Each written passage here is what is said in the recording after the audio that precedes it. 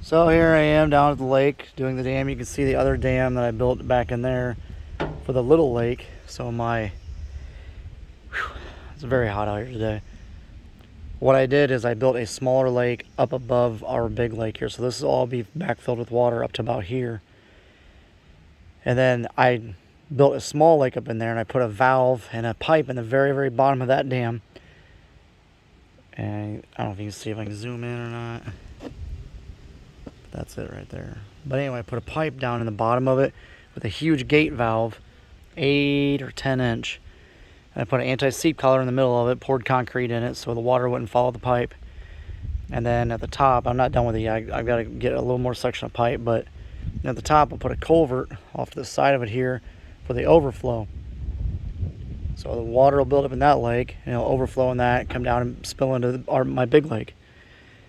So my game plan is that's going to be my breeder lake. I want to raise gigantic bluegill with no pressure, just feed them high protein food and monster gills. I love ice fishing. My kids love to fish.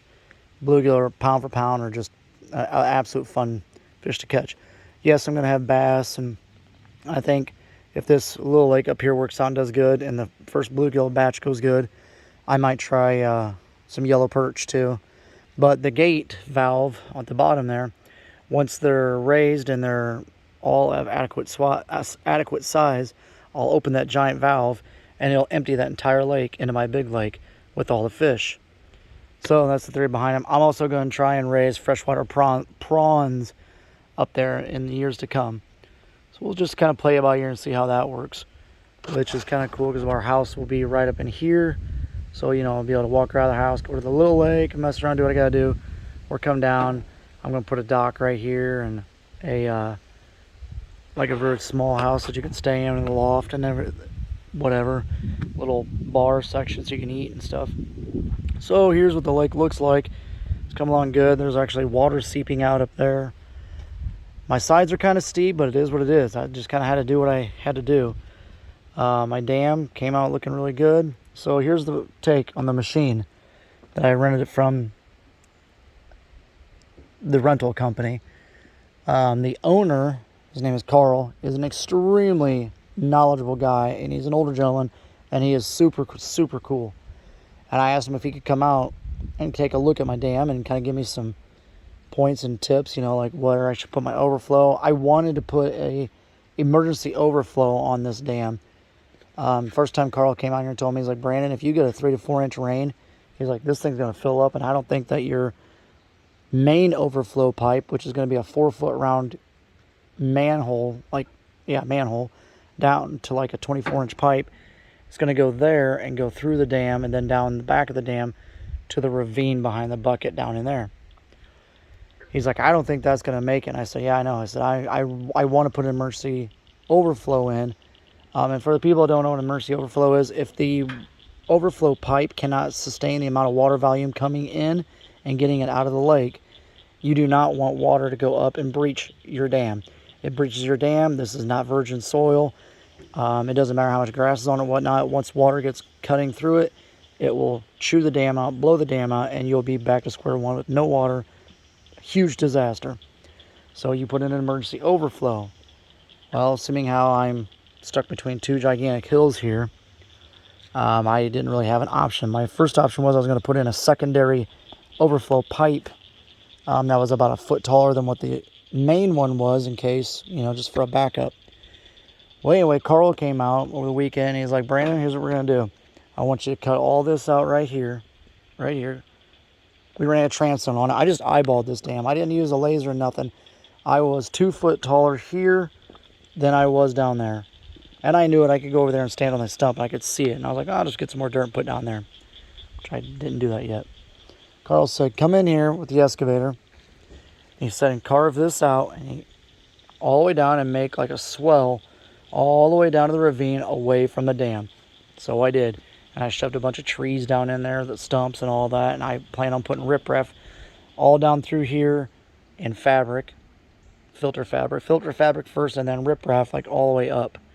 So the water will overflow and it'll come here, but it'll be spread out on a large surface area and then go down away from the back of the dam and just kind of ripple through the riprap. Great idea.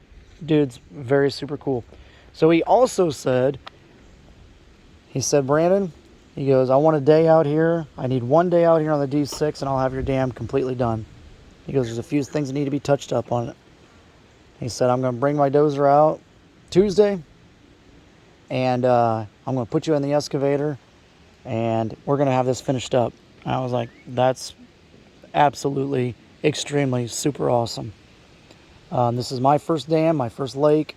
I enjoy building it. It's been about a 4-year process of me, A, getting the funds, B, watching every YouTube dam building project that there ever was, like Let's Dig 18, Dirt Perfect, Captain Kleeman. Those guys are all like pros. That's what they do. They run equipment all day.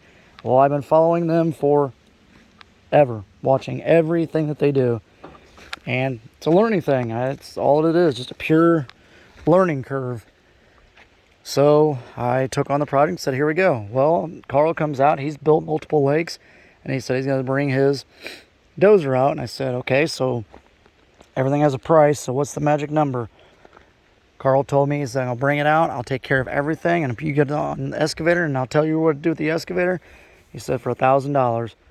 I said, absolutely. You tell me the day and I'll be here. That's $1,000 of peace of mind of a professional coming out and touching everything up. So what I'll do is I'll follow up with another video. It's supposed to start raining tomorrow, Tuesday, Wednesday. So it might be a little bit, but it's just about done. It is almost done. So that's that, and wait for my next updated video. Oh, another thing, the road, the logging road here, Carl said he's gonna clean it all up with the dozer and make it all back to being brand new. I tore it up like crazy, and I tried to crawl out of here with the excavator one day. It was raining, about slid down the hill and went down into there. That would have been terrible, but here we are, and it is, Lake Lawson is almost finished. Any questions on dams, leave your comments below. I would love to answer them to my best of my abilities. Again, check out Let's Dig 18, Dirt Perfect, and Captain Kleeman.